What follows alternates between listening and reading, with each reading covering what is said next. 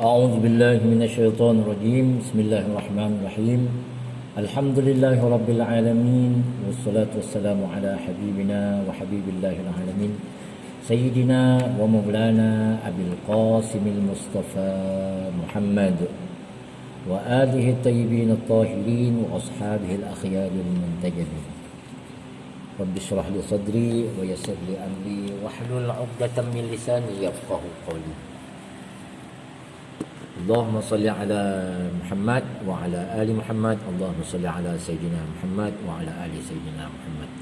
Mahasiswa yang saya hormati dan saya muliakan, aqulu lakum jami'an assalamualaikum warahmatullahi taala wabarakatuh. Saya selalu mendoakan semoga anda sekalian selalu dalam keadaan sehat walafiat dan senantiasa dalam perlindungan Allah SWT. Mudah-mudahan yang dalam kesulitan dipermudahkan, yang rezekinya sempit diluaskan, yang susah belajar dimudahkan Allah untuk memahami pembelajaran baik itu formal maupun non formal. Salawat dan salam tidak pernah putus-putusnya kita sampaikan kepada Habibuna wa Syafi'una Nabiuna Muhammad sallallahu alaihi wa alihi wasallam. Semoga dengan salawat kita keberkahan dan kefahaman ya dalam sama-sama mempelajari ekonomi Islam, pengantar ekonomi Islam ini dapat kita serap dan saya sampaikan juga dengan mudah. Alhamdulillah, hari ini saya akan masuk pada tema yang paling inti, yaitu definisi ekonomi Islam itu sendiri. Nanti pada blog yang lain saya juga akan bahas tentang apakah ada sebenarnya ekonomi dalam Islam, kemudian apakah ekonomi Islam ini dia adalah mazhab ekonomi atau science of economy. Nah, itu mungkin dalam blog minggu depan ya. Ini saya balik dulu lah. Saya langsung ke apa sebenarnya definisi ekonomi Islam itu sendiri. Mahasiswa yang saya hormati dan saya muliakan, ekonomi syariah ya yang dikenal sekarang atau ekonomi Islam merupakan ilmu pengetahuan sosial yang mempelajari masalah-masalah ekonomi rakyat yang diilhami oleh nilai-nilai Islam. Ekonomi Islam atau ekonomi syariah berbeda dari kapitalisme, sosialisme maupun negara kesejahteraan atau welfare state. Berbeda dari kapitalisme karena Islam menentang eksploitasi oleh pemilik modal terhadap buruh yang miskin dan melarang penumpukan kekayaan. Selain itu, ekonomi dalam kacamata Islam merupakan tuntunan kehidupan sekaligus anjuran yang memiliki dimensi ibadah. Nah, itulah definisi ekonomi Islam dalam pemahaman Al-Fakir setelah mengelaborasi pendapat-pendapat para ilmuwan. Akan tetapi nanti pada sesi kali ini saya akan bacakan ya, apa sih sebenarnya definisi atau terminologi ekonomi Islam menurut para pakar ekonomi Muslim ya. Karena mereka ada yang latar belakangnya murni umum, sedikit belajar ilmu-ilmu studi keislaman, akhirnya mereka membuat definisi tentang ekonomi Islam. Ada juga yang memang dari masa kecilnya sampai kesyahidannya memang belajar ilmu Islam ya, ulumuddin, baik alat-alatnya seperti bahasa Arab, nahwu, sorof, fikih, usul fiqh. Kemudian dia belajar juga qawaidul fiqhiyah dan lain sebagainya, ulumul Quran dan lain sebagainya. Nah, dari mereka-mereka inilah makanya muncul definisi-definisi yang berbeda ya. Ya seperti satu koin tapi dua sisi gitu. Ada yang menganggap bahwa ekonomi Islam itu sebenarnya ya ilmu pengetahuan sosial, tapi beda orientasinya saja. Nah, kalau dalam ekonomi klasik ya definisinya kan tidak begitu menurut mereka. Artinya tidak ada aturan-aturan yang mengikat kecuali karena kesepakatan-kesepakatan, walaupun seperti yang mana saya sampaikan terdahulu, kesepakatan itu juga dibuat oleh mereka yang punya kepentingan-kepentingan. Nah, dan kesepakatan itu kadang juga berdasarkan bagaimana koalisi-koalisi dibangun ya, untuk sama-sama menerapkan kebijakan-kebijakan dalam perspektif ya tergantung personnya ya. Kalau kebetulan personnya baik, misalnya pemimpinnya baik, maka kebijakannya juga baik. Gitulah juga misalnya zaman kerajaan-kerajaan. Kalau rajanya itu raja yang soleh, arif, bijaksana, maka kebijakannya pasti adil. Tapi kalau rajanya gila harta, ya, gila kekuasaan, gila perempuan dan lain sebagainya, nah, tentu berbeda kebijakan-kebijakannya, terutama dalam masalah distribusi harta. Karena di dalam ekonomi bab yang paling penting adalah bab distribusi ya. Makanya tidak banyak pakar ekonomi muslim yang menulis bagaimana konsep distribusi dalam Islam. Salah satu pakar ekonomi muslim di abad kontemporer yang konsen dan banyak mengkaji tentang bab distribusi ekonomi itu adalah salah satunya Syahid Bagir Asghar. Sebagaimana yang saya bacakan buku-bukunya sebelum-sebelumnya. Baik, saya akan bacakan apa itu definisi ekonomi syariah atau ekonomi Islam oleh para pakar-pakar ekonomi muslim. Yang pertama, Metwalli, namanya Metwalli. Beliau mendefinisikan ekonomi Islam sebagai ilmu yang mempelajari perilaku muslim dalam suatu masyarakat Islam yang mengikuti Al-Quran, As-Sunnah, Ijma' dan Qiyas. Jadi Metwalli itu mendefinisikan dia bahwa ekonomi Islam itu ada ilmu yang mempelajari perilaku muslim. Jadi perilaku muslim terutama dia tidak menyebut definisi ekonominya ya, perilaku muslim berarti all in ya. Dia bicara muamalah dalam satu masyarakat yang mengikuti Al-Quran, Sunnah, Ijma' dan Qiyas. Nah, pakar yang lain di antaranya adalah Muhammad Abdul Mannan. Beliau dikenal dengan konsep ijtihadnya yaitu wakaf tunai ya. Nah, Muhammad Abdul Mannan salah seorang ekonom muslim juga, pakar ekonomi muslim, berpendapat bahwa ilmu ekonomi Islam dapat dikatakan sebagai ilmu pengetahuan sosial yang mempelajari masalah-masalah sosial ekonomi masyarakat yang diilhami oleh nilai-nilai Islam. Saya ulang, M.A. Mannan mendefinisikan bahwa ilmu ekonomi Islam dapat dikatakan sebagai ilmu pengetahuan sosial yang mempelajari masalah-masalah ekonomi masyarakat, ya, masalah-masalah ekonomi masyarakat yang diilhami oleh nilai-nilai Islam. Jadi dia tidak bicara perilaku lagi. Di sini dia bicara tentang ilmu pengetahuan sosial, ya, yang mempelajari masalah-masalah ekonomi masyarakat. Jadi dia titik konsentrasinya di kesimpulan definisi dia adalah ilmu pengetahuan sosial yang mempelajari masalah-masalah ekonomi masyarakat. Nah, dia tidak langsung mengatakan Al-Quran, Sunnah, Ijma' dan Qiyas, tapi mengatakan yang diilhami oleh nilai-nilai Islam. Artinya dia lebih luas nih pola dia mendefinisikan ekonomi Islam atau ekonomi syariah itu sendiri.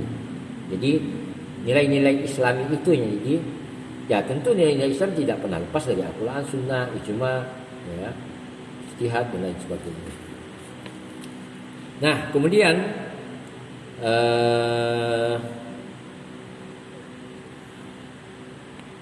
dia melanjutkan bahwa lanjutan dari definisi beliau bahwa ilmu ekonomi Islam merupakan bagian dari suatu tata kehidupan lengkap berdasarkan 4 bagian nyata dari pengetahuan, yaitu Al-Quran, Sunnah, Ijma' dan Qiyas. Jadi itu baru di stressingnya kembali ya, diberi titik tekan kembali. Ya, kemudian yang ketiga Murasa Sarkani Putra. Jadi beliau ini salah satu dosen saya waktu saya di UIN Jakarta. Beliau memang basisnya bukan agama, beliau itu insinyur pertanian ya, dan Irjen, sempat Irjen di Kementerian Pertanian.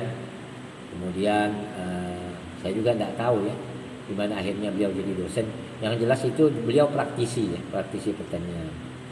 Tapi mungkin karena dia di ilmu sosialnya, mungkin ekonomi pertanian, sehingga beliau juga sedikit banyak mengetahui teori-teori ekonomi dan banyak mempelajari Al-Quran ya, dari pelajaran non formal. Kayaknya beliau itu bergurunya ya melalui pembacaan, kemudian ada kuliah-kuliah non formal ekonomi.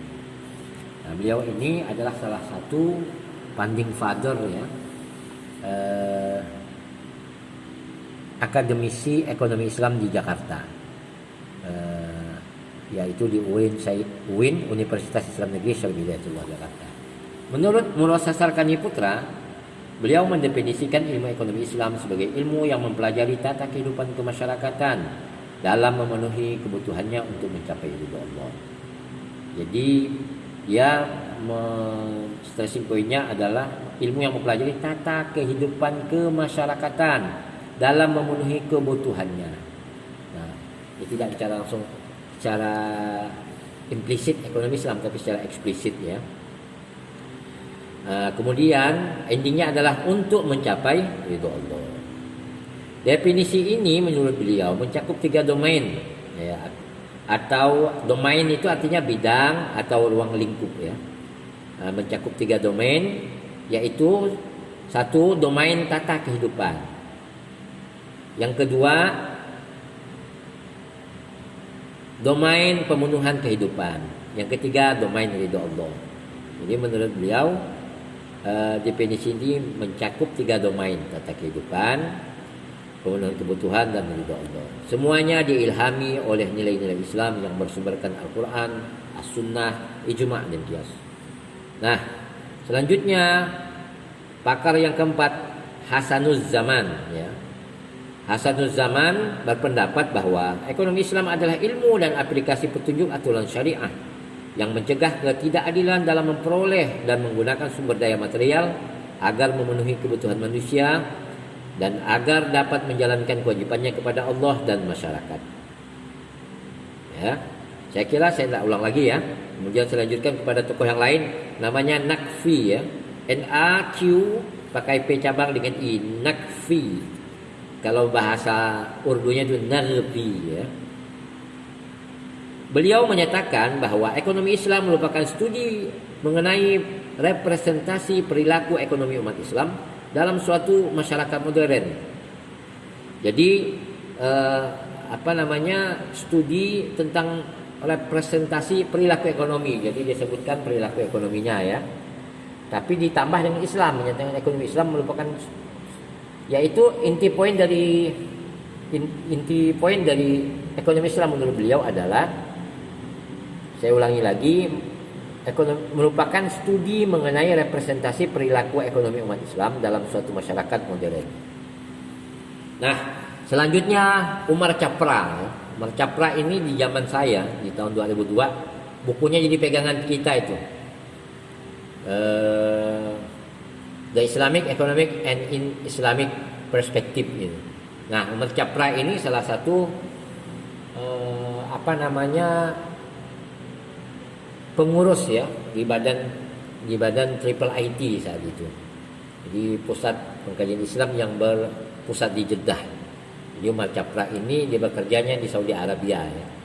Nah, Umar Chapra berpendapat bahwa ekonomi Islam dapat didefinisikan sebagai cabang ilmu yang membantu merealisasikan kesejahteraan manusia melalui alokasi dan distribusi sumber daya yang langka, yang sejalan dengan ajaran Islam tanpa membatasi kebebasan individu atau menciptakan keseimbangan makro dan ekologis.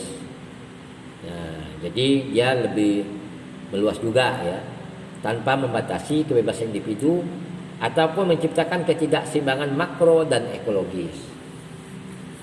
Jadi intinya kepada kearifan ya, kearifan dalam bermuamalah. Nah, saya pribadi dari hasil tulisan-tulisan ini berpendapat bahwa ekonomi Islam adalah ilmu pengetahuan yang dapat memberikan solusi konstruktif ya, terhadap permasalahan substansial pada pembangunan ekonomi dengan metode ijtihad yang memaduserasikan antara nilai-nilai syariah berdasarkan Al-Quran, Sunnah, Ijma' dan Qiyas yang bertujuan untuk mengembalikan fitrah ekonomi yang bernilai universal. Jadi titik tekan saya itu adalah bicara esensi, ya, ilmu yang mengkaji masalah esensi penyebab permasalahan dalam pembangunan ekonomi. Metode yang digunakan memaduserasikan, ya, antara nilai-nilai syariah berdasarkan sumber-sumber representasi Islam yang sebagaimana disebutkan oleh pakar sebelumnya.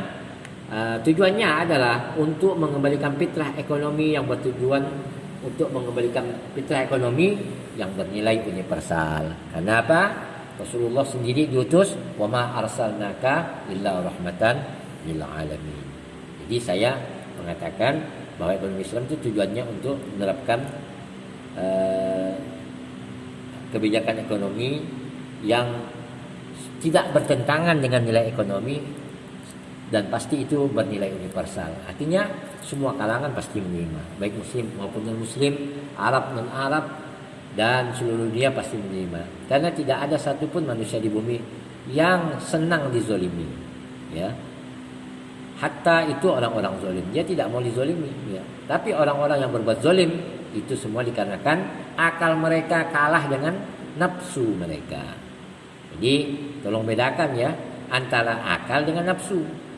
Jadi perbuatan jelek itu bersumber dari hawa nafsu, sedangkan perbuatan baik itu bersumber dari akal sehat. Makanya saya bilang gunakan akal sehat di zaman fitnah ini, karena tidak ada semua hal yang itu ada dalilnya, dalil yang qat'i, ya, misalnya dalil qat'i. Kalau dalil qat'i kan babi haram, itu qat'i. Tapi kalau zonni, misalnya boleh tidak kita mengambil upah dari hasil ceramah, nah, itu kan zonni, karena tidak ada satu hadis dan Al-Quran yang membolehkan orang mengambil bayaran ceramah. Tidak ada, itu hasil ijtihad saja. Ada ulama membolehkan, ada bilang makruh, ada bilang halal, ya kan? Apalagi sudah menetapkan standar tarif dan lain sebagainya. Nah, itu kan bagian dari hasil ijtihad, melihat tantangan kemudian keadaan zaman yang sudah berbeda, ya. Akan tetapi esensi dari Islam bahwa apapun yang kita lakukan untuk kebaikan itu semata-mata mengharap ridho Allah. Nah, ganjaran itu adalah bonus. Ganjaran berupa upah itu bonus.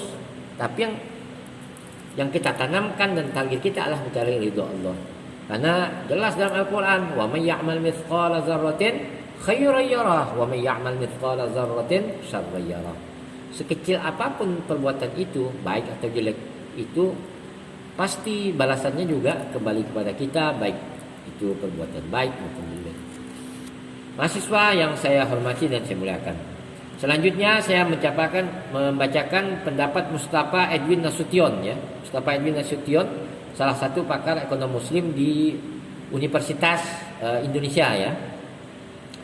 Beliau berpendapat bahwa perbedaan mendasar dari sistem ekonomi Islam dengan sistem ekonomi konvensional dapat dilihat dari 3 aspek, yaitu pertama sumber, yaitu epistemologinya, kemudian kedua tujuan kehidupan, ya, tujuan kehidupan, kemudian ketiga konsep harta sebagai wasilah perantara.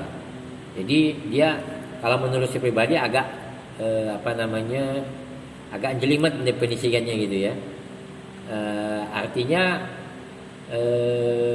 dia langsung bicara apa sih esensi perbedaan Islam dan konvensional, bukan definisi ekonomi Islam itu sendiri. Nah, kalau kita kembali kepada definisi-definisi di atas, ya, saya menarik benang merah, ya, bahwa ekonomi Islam itu merupakan, kembali lagi kepada yang saya katakan tadi, adalah ilmu pengetahuan yang dapat memberikan solusi konstruktif, ya, terhadap permasalahan substansial pada pembangunan ekonomi. Ya, karena selama ini berdasarkan kita alami, ya, kemudian kita lihat di dalam kebijakan pemerintah, misalnya, baik itu di daerah maupun di Indonesia secara makro, ya. Apapun yang terjadi gejolak di masyarakat itu adalah buah dari kebijakan-kebijakan yang tidak memenuhi nilai-nilai keadilan di masyarakat. Kalau seandainya keadilan itu sudah tercapai atau mendekati keadilan saja, pasti gejolak terjadi di masyarakat tidak terlalu besar. Nah, kedua, hegemoni kapitalisme ini kan sudah akut ya. Sudah akut di dunia Islam, baik itu di negara Arab, di Asia dan lain sebagainya. Yang saya maksud dunia Islam itu bukan saja negara yang atas nama Islam ya, karena setahu saya, sependek pengetahuan saya hari ini, yang mendeklarasikan negara Islam hanya Iran, Republik Islam Iran ya. Nah, tapi yang lainnya itu misalnya Al-Mamlakatus Saudiyatul Arabiyah, kerajaan yang dimiliki Bani Saud yang berbangsa Arab, ya kan, Bahrain, Qatar, itu tidak ada Islamnya. Kalau kebetulan mereka pakai jubah, pakai sorban, itu karena memang budaya Arab kan, Oman dan lain sebagainya. Tapi yang betul-betul mendeklarasikan negara Republik Islam Iran itu hanya Iran. Yang lainnya itu kebetulan mayoritas Muslim, ya. Rajanya Muslim, presidennya Muslim. Nah, itulah yang ada di negara-negara di dunia. Seperti Indonesia, karena presiden kita Muslim, menteri-menterinya mayoritas Muslim, masyarakatnya mayoritas Muslim, maka itulah yang saya maksud tadi di dunia Islam. Nah, karena hegemoni kapitalisme sudah sedemikian akut, sehingga siapapun yang menjadi pemimpin sekarang itu susah untuk membuat kebijakan yang berorientasi kepada keadilan distribusi ekonomi. Contohnya saja distribusi tanah ya. Bagaimana mau didistribusikan seadil-adilnya? Wong tanah sudah dikuasai oleh tuan-tuan tanah ya, atau oknum-oknum pemerintah yang mengatasnamakan individu-individu pengusaha yang menguasai sekian ribu hektar lahan, walaupun bahasanya kepemilikan sementara ya, sewa lahan dan lain sebagainya, tapi kan mereka dah menguasai. Coba kita lihat di Kalimantan Barat saja, sawit siapa yang punya? Kalau itu milik person, itu juga kadang nama saja, padahal di belakangnya itu pemodal-pemodal besar, bisa dari Amerika, bisa dari Cina, bisa dari Malaysia, Singapura dan lain sebagainya. Ya, bangsa kita kuli sebagai pekerja. Nah, syukur-syukur ada sistem plasma, tapi saya tidak bisa bicara bagaimana mekanisme bagi hasilnya ya.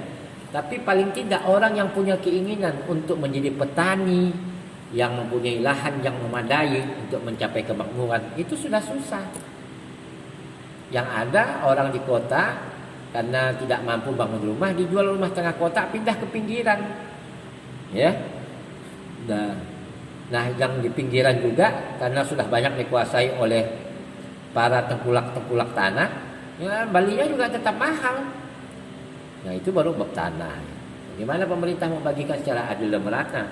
Kalau kepemilikan tanah saja sampai hari ini tidak bisa dibatasi ya. Dibatasi itu dalam artian kalau tanah tidak dikelola, itu disita negara misalnya.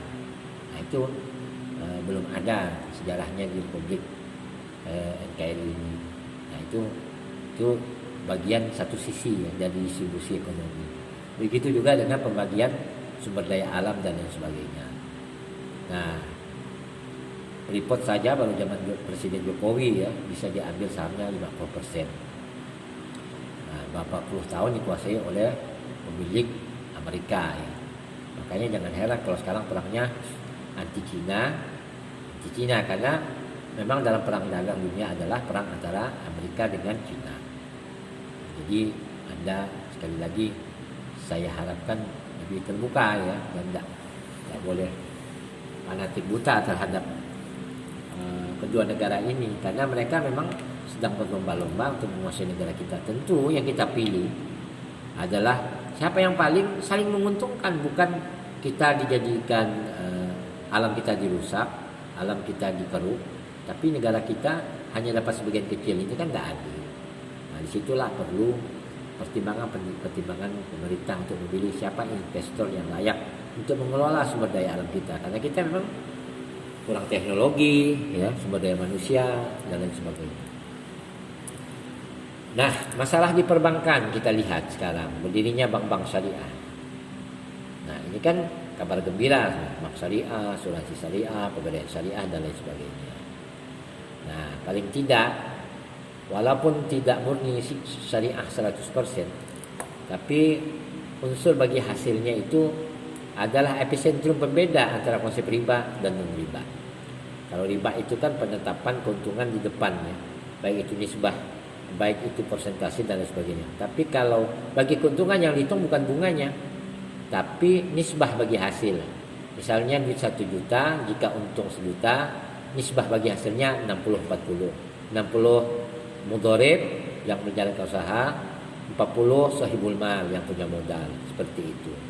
Nah, tapi karena bank syariah juga tidak 100% aturannya diakomodir pemerintah, jadi sampai hari ini dari zaman saya 2002 sampai hari ini 2020 wacananya masih menuju syariah yang kafah. Karena apa? Orientasi bisnisnya lebih mendominasi dibanding social oriented. Karena dalam sejarah Baitul Mal di zaman Rasulullah Shallallahu Alaihi Wasallam masih hidup, itu Baitul Mal itu pengumpulan harta, habis itu distribusikan, selesai. Tidak ada istilah untung rugi di situ. Nah, kalau sekarang itu kan namanya perbankan, dia harus sewa tempat, bayar gaji karyawan dan lain sebagainya. Mereka harus reinvestasi ulang. Nah, dan syarat-syarat kalau menerapkan fikih muamalah di dalam transaksi luar biasa ya, dan bank kayaknya masih belum mau repot gitu. Misalnya pinjaman pegawai tidak ada lagi istilah pinjaman mudharabah ya, pinjaman pegawai aja gitu. Kalaupun ada istilah mudharabah atau murabahah, itu hanya kamuflase. Tapi faktanya mereka yang kwitansi beli barang ini, barang itu dan lain sebagainya. Nah, itu yang terjadi sekarang di praktek perbankan syariah. Cuma dia lebih murah saja dibanding bank konvensional. Itulah hasil istihad yang diaplikasikan parsial di negara kita. Di samping undang-undang zakat, undang-undang wakaf, kemudian pernikahan, ya, dan lain sebagainya. Itu diakomodir berdasarkan Pancasila, ya, sila satu ketuhanan yang Maha Esa. Baik, mahasiswa sekalian, sekira saya cukup demikian saja vlog saya kali ini, karena kita hanya bicara definisi. Nanti di vlog selanjutnya saya akan jelaskan apa itu science of economic dan mazhab ekonomi dalam perspektif Syahid Muhammad Bagir As-Sadar. Mudah-mudahan kuliah yang singkat ini di vlog video saya ini ada manfaatnya dan diridhoi Allah Subhanahu wa taala. Saya mohon maaf kalau seandainya vlog saya ini kurang jelas. Silakan bertanya di kolom komentar. Sekali lagi saya mohon maaf. Mudah-mudahan kita sama-sama mendapat penjagaan kesehatan, ya, dimudahkan rezeki kita, yang kekurangan juga ditutupi, utangnya dilunasi dengan kasih sayang dan rahmat Allah dan berkah Nabi Muhammad Sallallahu Alaihi Wasallam. Mari kita tutup kuliah kita dengan sama-sama mengucapkan alhamdulillahirabbil alamin.